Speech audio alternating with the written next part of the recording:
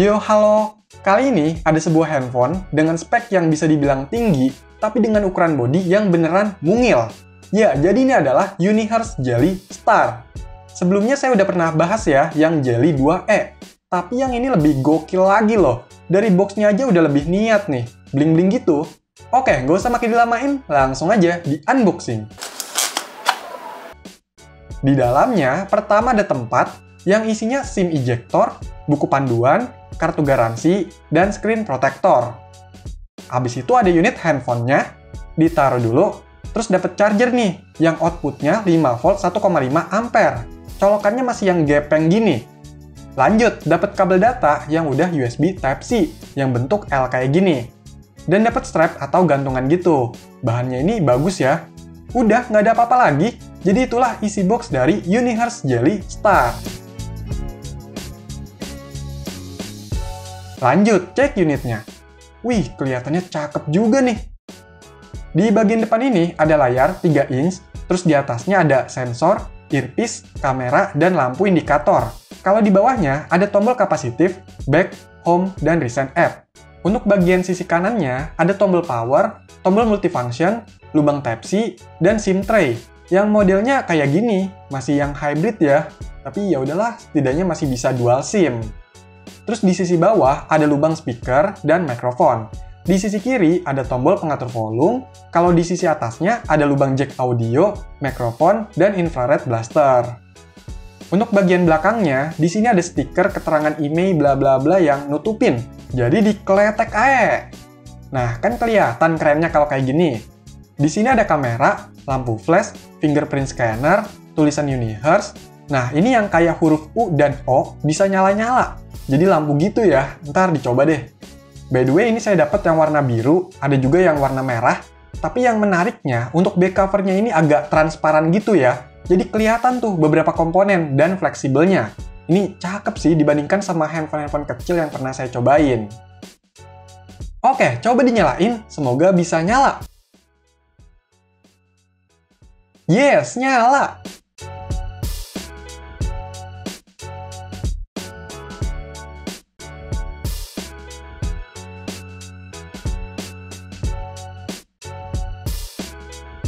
Dan inilah tampilan awal dari Unihertz Jelly Star. Coba cek ke settings, about phone. Nah, jadi handphone ini udah pakai OS Android versi 13. Bukan yang versi Go ya, tapi yang biasa atau reguler. Dan patch keamanannya 5 April 2023. Terus untuk storage atau penyimpanan internalnya, ini udah kepake 15 GB dari total 256 GB. Buset, ini gede banget ya. Sedangkan untuk RAM-nya udah kepake sekitar 2,7 GB dari total 8 GB. Jadi sisanya 5,4 GB. Ini handphonenya kecil tapi dipakein memorinya gede-gede ya. Aplikasi bawaannya ini nggak begitu banyak dan nggak aneh-aneh juga. Cuma seperti biasa, ini gengnya Google nggak bisa di-uninstall. Cuma bisa disable aja. Terus kalau untuk kameranya, ini dia hasilnya.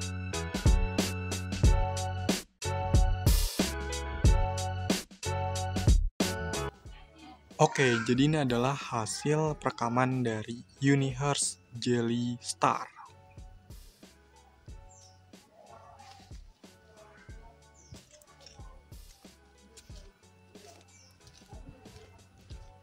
Menurut kalian gimana nih hasilnya?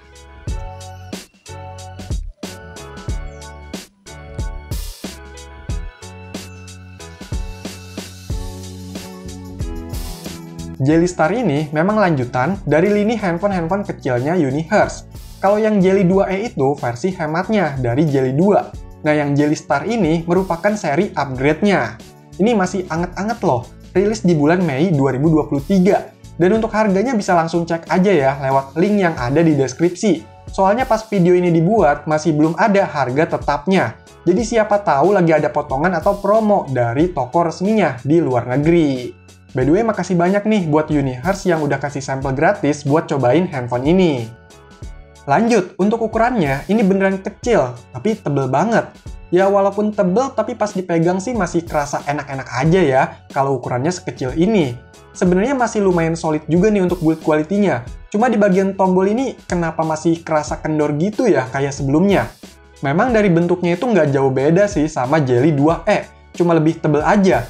Mungkin karena ada bagian dari lampu-lampuannya itu, dan beberapa upgrade-nya. Terus peletakan tombol-tombol dan lubangnya juga sama ya.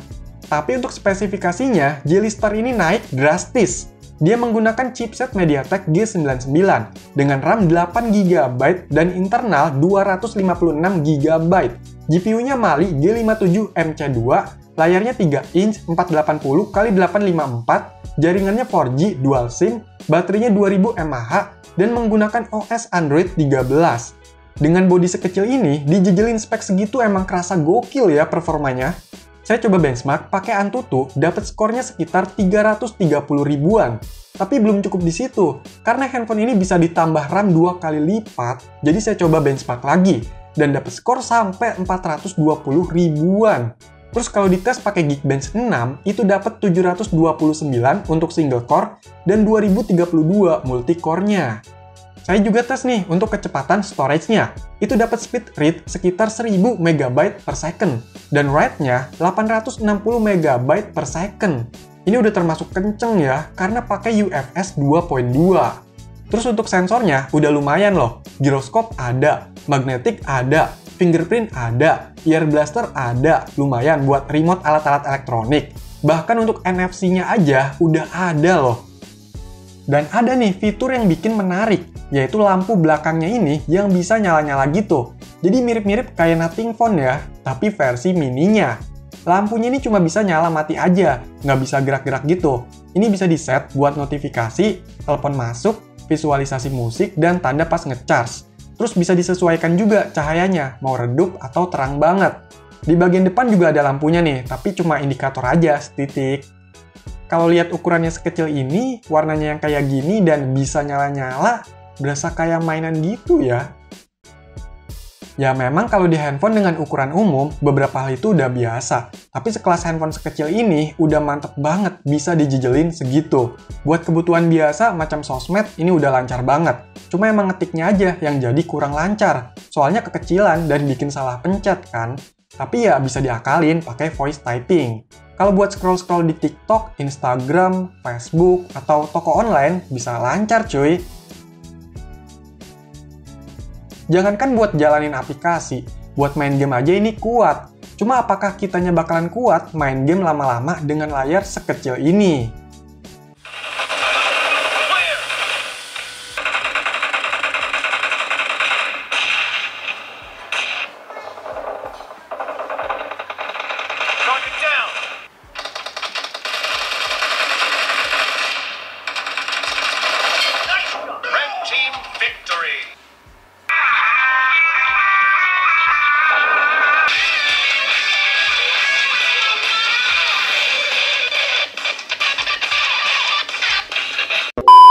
Ya memang kalau buat main game atau nonton video jadinya kurang puas. Karena walaupun kualitas layarnya oke, tapi kan ukurannya kecil.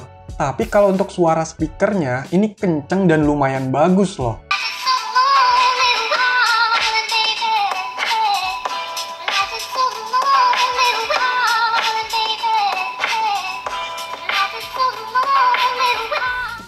Selain speknya yang udah tinggi, sistemnya ini juga termasuk ringan ya. Gak banyak embel-embel gitu, lebih ke stok Android aja. Tampilan UI-nya biasa aja, dan fitur kostumisasinya juga nggak banyak. Tapi menurut saya udah cukup untuk fungsionalitasnya. Ada tombol yang bisa di-set buat shortcut, udah bisa pakai navigasi gesture, bisa nambah RAM buat ningkatin performanya, dan ada beberapa tools tambahan di toolbox-nya ini, kayak kompas, pengukur kemiringan, kaca pembesar, dan lain sebagainya. Cuma untuk fitur unlock fingerprint ini emang kurang begitu cepet dan sering miss juga. Mungkin karena kekecilan gitu ya. Dan untuk baterainya, pemakaian saya dapat screen on time sekitar 4 jam. Dan untuk ngecharge-nya dari 20% sampai full itu sekitar 1,5 jam aja. By the way, karena yang saya punya ini barang sampel, bisa aja nanti ada penambahan, perubahan, atau perbaikan ya untuk versi retailnya.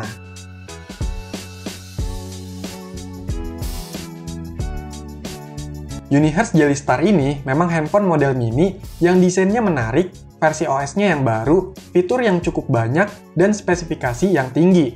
Tapi untuk ukuran handphone seperti ini, berasa overkill ya.